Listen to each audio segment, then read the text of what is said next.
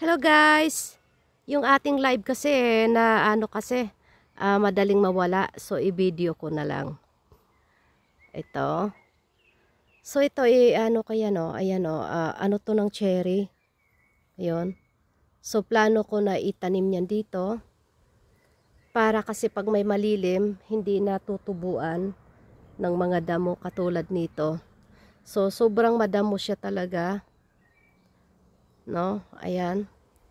Wala yung ating tagadamo eh. So ayan, mag-harvest ako niyang na to. Naantay ko lang itong blackberry. Ayan may mga na siya. May mga hinog na antay natin yan na maraming hinog kasi natin yan, no. Gawin nating smoothie. I-blend. So yon. So ito i-update natin. Ayun mga inaano ng mga daga-daga. Ay nako, porwisyo talaga yung lintik na daga na yan. No? So yan, yung aking potato plantation. So na-ignorante ako. Sabi nga, tinanong ko doon sa kaibigan kong Dani, kung makakain ba tong lason pala. Kasi, kaya pala ganito daw yung ito siya. Ayan sabi kasi nga, siya, pamilya daw, pamilya ng kamatis. Ito yung aking sitaw-sitaw. Ano to basta batong lang to, balatong. O kaya beans lang siya talaga, yan. Yun, may nabuhay. So, tinirahan naman ako. Ito yung linta wala na siya gaanong hindi na siya makalapit. Hindi na niya nilalamon. Kasi nga may sinasaboy ako na ibinigay sa akin. So, pero niyan, bihibihira na lang makita mong ganyan. So, balik tayo dito sa aking kalabasan. Ito. Wala pang 1 week to, mga 5 days lang yata. Ayan ang dami na niyang ang dami na niyang talbos. Kahit talbos na lang mapakinabangan. Ito siya, yaan namunga. Ito siya, sobrang lago niya, no? Inanuhan niya, sobrang niya talagang lago. Ayan nga, ang lago-lago. Nawala kanina pala. Teka, ulitin ko. So, ito, nireplant ko siya.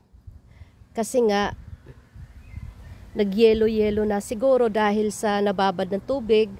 At saka, hindi siya talaga, yun, may tumubunga dyan, inireplant ko dito. Kasi iba talaga pag naka-direct, ang lago niya talaga sobra. So, ayun, nagbunga na siya. Ayun din. Pero yung sa taas mukhang, mukhang yan, malalaglag. Mayroon ng bunga dapat na napakalaki, pero nalaglag siya. No? Ito naasawa na yan ng lalaking bulaklak. So, sana nga, kasi nireplant yan Ayun. Marami siyang bulaklak. Yan, marami siyang bulaklak Tapos yung dalawa lumago na. Kasi oras na lumapad na yung mga dahon niya, ang bilis na niyang gumapang. So, yan, kahit talbusan ko na lang yan. Okay lang yan kasi wala siyang bunga. Wala. Kung no. So, okay lang yan. Talbos at saka bulaklak.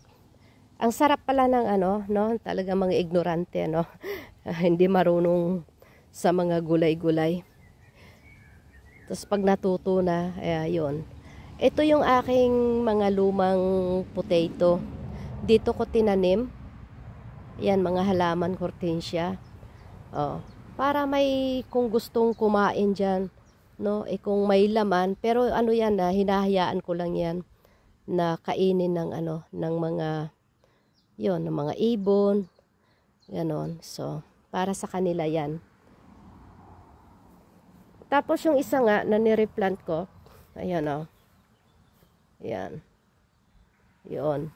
Ito, wala rin siya, hindi ito nagbunga. Natalbusan ko na rin to. Ayan. Mamaya tanggalin ko yung bulaklak na yan. So, ilagay ko sa sabaw, sa soup ko. Yun. Ayan ang aking mayana. Yan. Nag-arikotoy ang mayana. Pero ngayon gumanda na siya Yun. Ganyan yung pilagonia. Kaya yan, pagka inano mo siya yung talbos, itanim, ano siya, yung talagang lumago. Mga eksperimento ko na tong ano dito.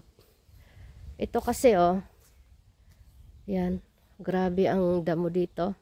Kaya dito siya nilagay ko para ano yan, oh. Ito yan, yung student nilica ito. Yun. Yun, naging ano siya kasi, para hindi na anuhan ng damo. So, ayun. Nung nag-ulan-ulan, baha yan dito. Maano yung tubig. So, dito tayo sa ating ano.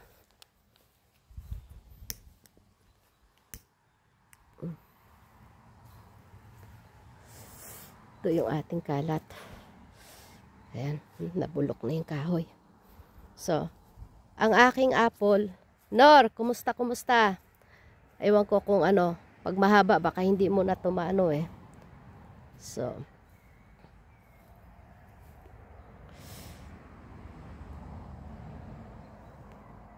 ito yung aking apple. Teka, i-off ko na.